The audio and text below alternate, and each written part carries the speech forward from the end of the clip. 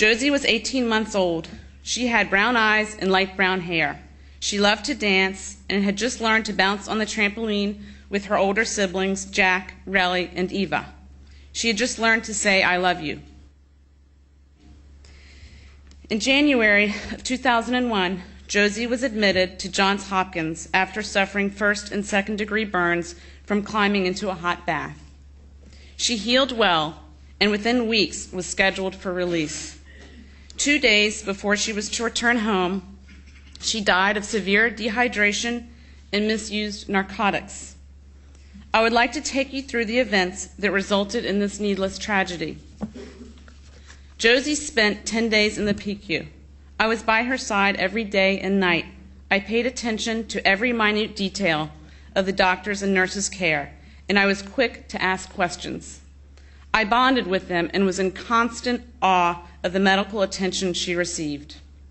Every time Josie moved or fussed, someone would be quick to push her pain button. I tried rubbing her head and found that often this would settle her. Much to our relief, Josie was experiencing a quick recovery. Her burns were healing beautifully.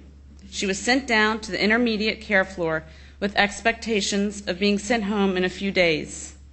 Her 3 older siblings prepared for her welcome home celebration. We were told that no one had ever been sent back up to the PICU. The following week, her central line had been taken out. I began noticing that every time she saw a drink, she would scream for it, and I thought this was strange. I was told not to let her drink. While a nurse and I gave her a bath, she sucked furiously on a washcloth. As I put her to bed, I noticed that her eyes were rolling back in her head. Although I asked the nurse to call the doctor, she reassured me that oftentimes children did this and her vitals were fine. I told her Josie had never done this, and perhaps another nurse could look at her. After yet another reassurance from another nurse that everything was fine, I was told that it was okay for me to sleep at home.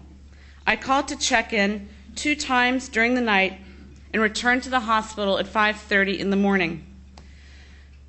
I took one look at Josie and demanded that a doctor come at once. She was not fine. Josie's medical team arrived and administered 2 shots of Narcan. I asked if she could have something to drink. The request was approved, and Josie gulped down nearly a liter of juice.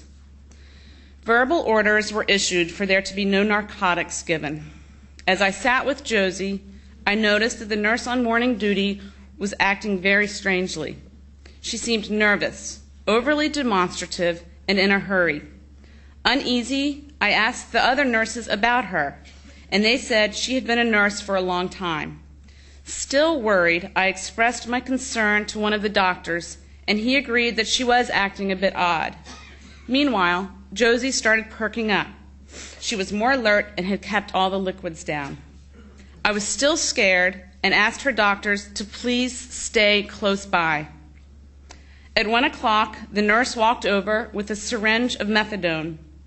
Alarmed, I told her there had been an order for no narcotics. She said the orders had been changed and administered the drug. Josie's heart stopped as I was rubbing her feet. Her eyes were fixed and I screamed for help. I stood helpless as a crowd of doctors and nurses came running into her room.